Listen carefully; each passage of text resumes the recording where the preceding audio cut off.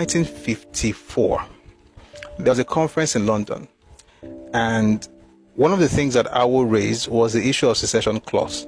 He asked that the secession clause be included in the constitution, just like it is in the constitution of the USSR at the time, that the constituent units can decide to secede at will if, for instance, other units are becoming overbearing.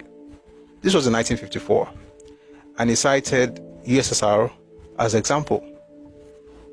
In that same conference, this was in London, by the way, in that same conference, Azikiwe rose and said, by the way, he gave an interview about that particular conference, and what he said in that interview was that you know what, I think I should read it. Give me a second. Let me read it in his own words. Azikiwe has two speeches on secession. In 1953, the North threatened to secede, and Azikiwe made a speech in Yaba to counter whatever the North was trying to make, and that one is called Nnamdi Azikiwe's speech on secession. That was in 1953. But that's not the one we're discussing right now. We're discussing what happened in 1954 in the UK.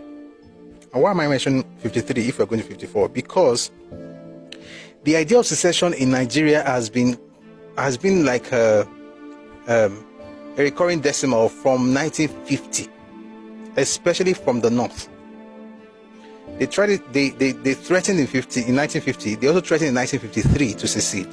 So Awolowo bringing it up in 1954 would make sense to any right-thinking person to say, you know what, these people have wanted to go all this while. Tomorrow I might decide I want to also pull out because of maybe one thing or the other. Let's just have a clause in the constitution that just in case somebody wants to move out, it will be a lot easier for them to do so. Now, knowing that, let's now read what Azikiwe said he did. When the 1954 Constitution Conference started, my good friend Chief Obafemi Awolowo tabled a motion to the effect that in the new constitution, provision should be made that any state which feels like seceding should do so. I was opposed to it and said no, and said that once we have a federation, we are indivisible and perpetual. That was when we began to use that expression, the indivisibility and perpetuity of the federation, and that to secede would amount to treason, and so a debate ensued.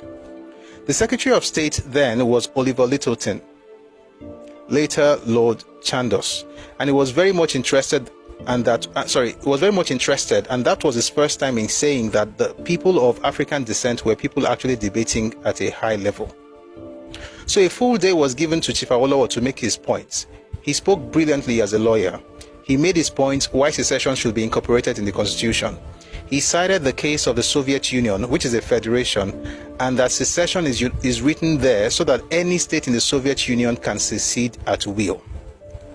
He also cited the case of Western Australia, and eventually he finished his case and was applauded. We adjourned. The next day I had to reply. I availed myself of the opportunity to, demolish the arguments of my friend, and I cited the case of the United States, which based its constitution on that of the Swiss Federation. Let me quickly say, the point I'm trying to make here is this. Oga is happy that he had the opportunity to demolish his friend's arguments. This is not about winning an argument. This is about the future of a nation. And it pains a lot more today because people from the Southeast really want to secede, but they cannot secede because the person representing them then wanted to win an argument. Let's continue. So it says here, I availed myself of the opportunity to, demolish the arguments of my friend, and I cited the case of the United States, which based its constitution on that of the Swiss Federation. That is Switzerland. I pointed out a case, I think that of Texas versus White, where Mr. Salmon Chase, the Chief Justice, laid down the principle. He was really an arbiter that the union was intended to be perpetual and indivisible, and that any attempt to divide the union by secession was treasonable. Have you noticed that certain guys in Nigeria, when you have conversations about Nigeria, you hear things like, in America, something like this happens in America. I've said it before, I'll say it again. Please, I want to beg people, if you're a Nigerian, there are examples you can use about America, but be careful of just bringing up America in conversations that have to do with Nigeria. One of the mistakes that I think ZIK made over and over again is this fascination for the American-style democracy.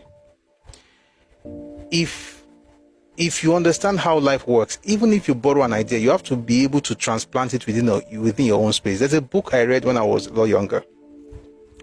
It's called The Gods Are Not to Blame by Awolowo.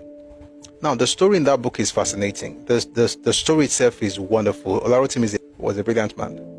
But what actually trips me a lot about that book is not even the content of the book, it's the back cover.